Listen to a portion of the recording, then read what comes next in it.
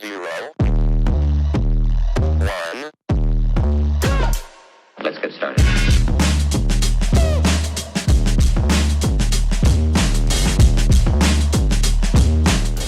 Hello everybody and welcome to another episode of the Black and White United show. I'm your host Andreas. Thank you so much for tuning in this evening. First of all, major apologies for the week roughly that it was that I haven't posted anything. Obviously coming into the Christmas time and stuff with work, it's been a bit hectic. I had to go to Brisbane for a couple of days as well, so it's been pretty crazy and stuff like that. But I'm here, don't stress. I haven't left your screens. There's a few things we're going to talk about tonight. There's one issue in particular that I want to bring up. It's a personal opinion piece, which I'm really I've been dying to share this for a while, but I sort of held back a bit. I know other content creators and stuff have spoken about it also, but now that we have our president that has been appointed now moving forward, it was something that he said, which I really want to dive into, but there's plenty of things to talk about, so let's just get straight into it. So first of all, I put a video up probably about a month or so ago, and I revealed my top 23 for 2025. Now in that team, I didn't necessarily have Tom Mitchell in there, and hearing the news about his foot earlier on this week or end of last week, I'm not gonna lie, I was devastated. I was like, fuck, like I've been to training a couple of times and I've seen the way that he's gone about it and stuff. And it was probably the best that I've seen him in the Collingwood colours, like training fitness wise, the way he was, just his passing, his coaching on the field, the direction he was leading the players into. So personally, I'm hoping that it's a setback for a month or whatever it is and he gets straight back into it. The best thing about this whole thing is that obviously it's happening now, pre-Christmas. Anything after Christmas, when the boys are getting really into it and stuff like that, you don't want to see any big injuries happen then. If there's going to be some significant injuries in the team where they're going to be absent for a bit, now is the time for it to happen. If it happens, but you obviously don't want it to happen, but I didn't have him in my top 23 at that time, because obviously with like injury clouds and coming back and stuff like that. And then after I posted it, I got a bit of feedback and I'm like, shit, like I probably should have put him in there and stuff, but I stuck to my guns. And I'm not saying I knew this was going to happen or anything. I'm not saying that at all. And I'm not going down that path, but it just sort of solidifies my thought process in regards to a player who's had an injury cloud over the last 12 months. And I was being very strategic when I did the team. So I'm just putting the disclaimer out there now for everybody. Obviously I don't wish this upon him, because a fully fit Tom Mitchell is a better Collingwood and we are a better team with him in, and we have more of a chance of making finals and going all the way this year with him 100% in the side. So speedy recovery. I'm so shattered that that this has happened to him, but this means now somebody else has to step up during pre-season and put their foot forward. I hope it's McRae. I hope it's another young midfielder. I hope it could potentially. I just want it to be someone who, like Demetia, I just want it to be someone that can grab this now and just run with it and put pressure back on Mitchell, who's going to put pressure back on them to get back in the side and be fit for the first few weeks of the season. So finally, the Pies chose a GM. Hallelujah. Like, how long did this take us to do? I know it was a little while ago now and it's been reported and everyone knows about it, but I just think that we probably should have had this done a bit sooner. Peter Bell was obviously one. We got Gardner now. Like, there was all a big kerfuffle of who's going to be. It was mind blank, but it was the guy from Melbourne Storm as well. So there was a whole bunch of people that were in there. I reckon 3-4 months ago, Jimmy Bartel was like in the background and stuff too. The fact that we've chosen someone now, we can finally move forward with that. I really hope the relationship between list management, the CEOs and everyone like that, it's just a beautiful seemless process outside of the football field, and behind closed doors, everyone's just working together, because the last thing that we need, and this is something that's sort of like I've been a little bit paranoid about, and I've been thinking about over the last couple of weeks and over the last month. I haven't really expressed it, but like, I'm not trying to be negative in this video or anything like that, but obviously I'm just being cautious, is that I want us to have a year of no off-field bullshit when it comes to the like the official side of it. Like, you know, if we have, you know, a player misbehaving and stuff like that, we deal with it, we move on, and the players know what they're doing, right? When you've got stuff off the field, like with the officials and staff, coaching department, you know, the board and stuff, that can be a real distraction. Because if it's a player, the players support it and they sort of gel together and they can move forward, depending on obviously what the issue is, but that's like in a general sense. Whereas the board stuff can be eating away at you, and it goes for the supporters as well. So I'm hoping that we just have none of that, because when we have none of that, we challenge. And I think we're on the right path when it comes to that, when it comes to that side of things. Now moving forward, finally, AGM happened last week. We got a president, or this week, sorry, we got a president. Barry Karp has been elected as Collingwood's 15th president. Thank God. And, you know, we can go through all the board members and stuff like that, but that'll be too boring and too long, this video. But there was an article that was posted, and he was saying what his vision was for the club moving forward, and he ticked all the boxes. And there was one box he ticked, and I want to talk about that now. And I want to get a feel for everyone's opinions and everyone's thoughts, because this is something that's been like sort of like in the background for ages, and I want to see what you guys think.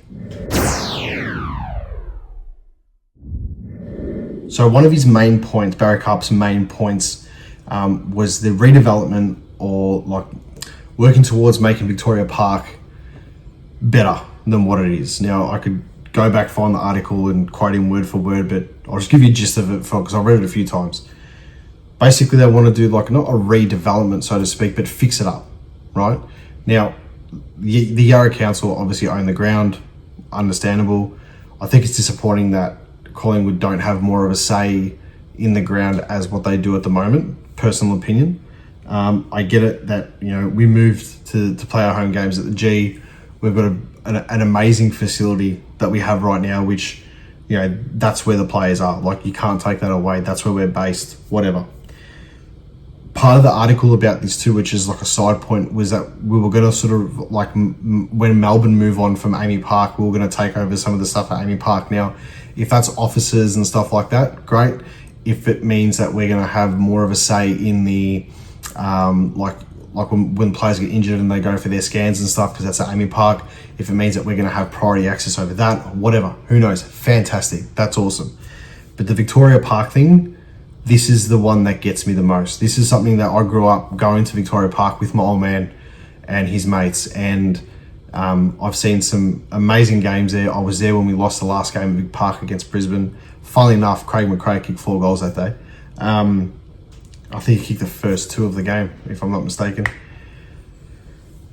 I just wish the club does what they're saying that they're going to do now, and pump the money the club has back into their work in conjunction with the Yarra Council. Let's play, you know, pre-season games there. You know, I know we're playing Richmond at Icon Park again. You know, do some stuff so we can aim for, you know, Collingwood has 2 pre-season games a year, and it's at Victoria Park. Fix the surface up, do what you got to do. You know, bring us back to our roots in that sense. Bring us back to, you know, what the fans like want. And the feedback that I'm getting from a lot of supporters is that, you know, they'd love to go to a game at Vic Park. You know, if we're going to do, let's just say, for example, we'll make a grand final, right?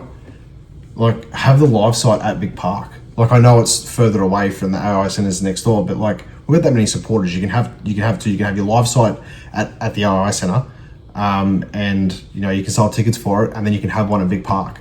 I mean, I'd probably go to the grand final, but for those that couldn't get a ticket, I mean, imagine going to Vic Park afterwards. You know, I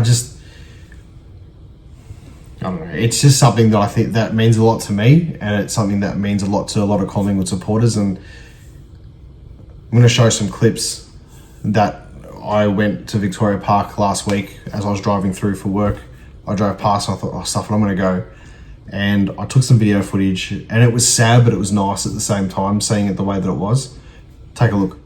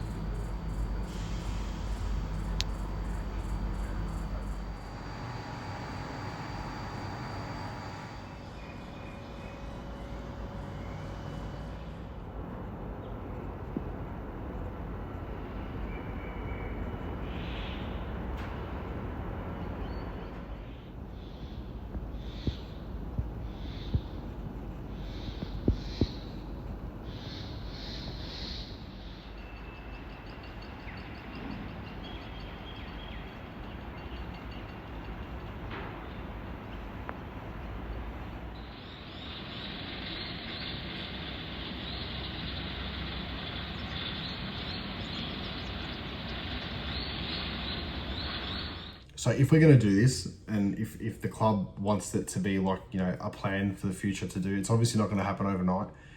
They could probably make it happen pretty quick if they wanted to, but I wouldn't say it would happen like within the first 12 months of Barry Carp being the president. But that the stands need to be fixed, like ASAP. The club rooms, the last time I saw those club rooms, I mean, my local footy club's club rooms were better than it, as in like up-to-date facilities. I don't know what my computer's doing, sorry guys. And I just feel that in order to have games there, you're going to have to obviously fix that up, because there's obviously an elite level standard that AFL clubs have to follow. And it would be much better, even for the away team, if you've revamped that. The oval itself needs to be fixed. It's more of a local football ground now, as opposed to like you have to have it as an elite playing surface.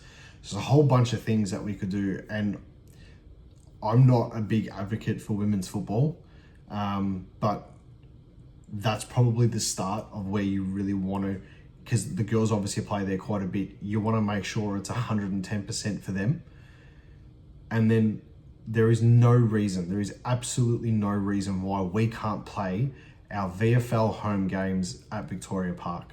Because I can guarantee, if there's like Collingwood's got a bye week, Collingwood's playing interstate, and there's a decent VFL game on, Collingwood Carlton, Collingwood Richmond, whatever, and you play it at Victoria Park, you're gonna get thousands of people going.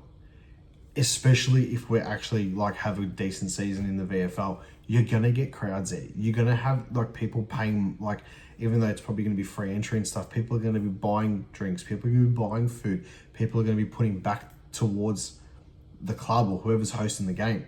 So I don't know. I know it's a boring topic for a lot of people, but for those diehards, it's something that I think that we should really be focusing on, and I think it's something that a lot of fans would love. In 2022, I'll cut back for a second. Collingwood's played many games when I was a kid at Victoria Park. I remember seeing Collingwood Fitzroy, I remember seeing Collingwood Brisbane Bears, I remember seeing Collingwood Adelaide, Collingwood West Coast, Collingwood Fremantle, I think a day Sav kicked 9 or something like that.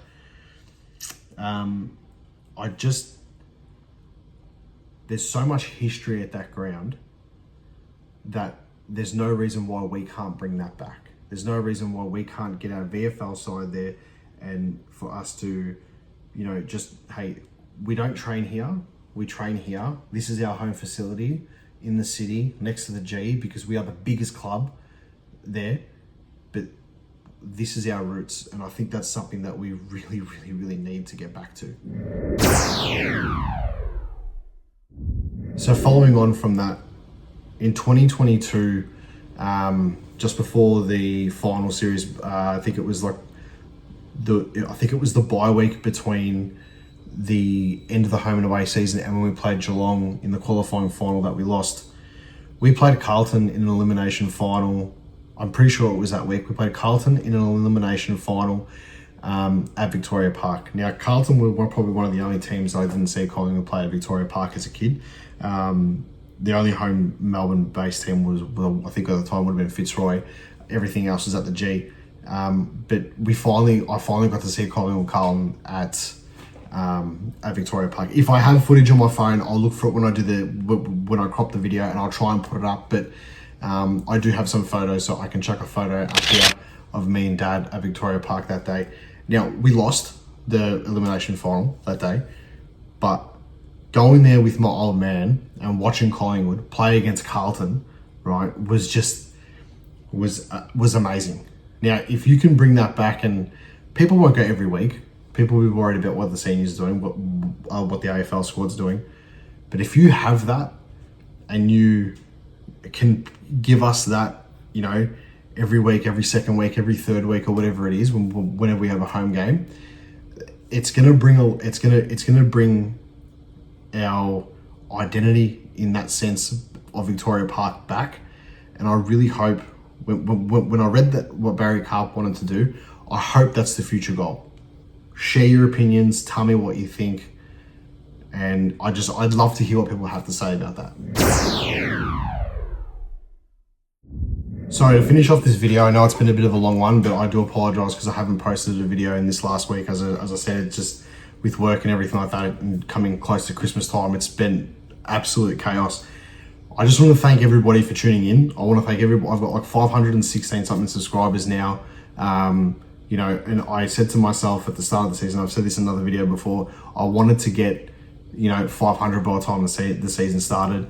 I know I slacked off for this last week, so I really do apologize, but I'm going to end the videos for this year from this one here and start back next month. I've got a pretty hectic finish with work and stuff, which I need to concentrate on. And obviously the players are off, so there's not a lot of things happening. If something drastic happens, trust me, I'll jump back on. But I'm gonna give it a bit of a, I just need some time off and stuff like that. And I'm gonna hit it straight back mid-January. And then we can cut straight back in. Hopefully I can get to a pre-season training and another one, take some footage like I did last time, maybe even do a vlog again, which I'm really looking forward to. But I just want to say from the bottom of my heart, thank you so much for everyone for tuning in. I know I'm not everyone's cup of tea. I know my opinions can be a bit out there. I know I swear a lot, and I've received some feedback on that, so I do apologize. I have been told by some people, and the messages have been passed on, so you guys know who you are, and I apologize, but it is what it is. But look, thank you so much for everything over the last couple of months that I've been doing this. I cannot wait for 2025. I cannot wait to see what this club is going to do. I have got such a feeling I am going to revisit this section of this video after the season finishes in 2025, and I'm going to try and crop this and see what happens. It's like a little time capsule, but I've got a good feeling about this season coming, and I think that everybody who follows this a wonderful club that brings us all together, people who don't know each other, and then when we go to the football, we're like one big full-on family watching this football club. I hope 2025 is going to bring us something that we're going to remember for the rest of our lives. So we got a taste of it a couple of years ago, and I can't wait to see what we're going to do this coming season. So before I sign off, Happy New Year to everybody. Have an amazing Christmas. Thank you so much for tuning in over the last few months, and let's get ready for an amazing 2025. Tell me what you think. Call it as you see it. And as always, cat pies.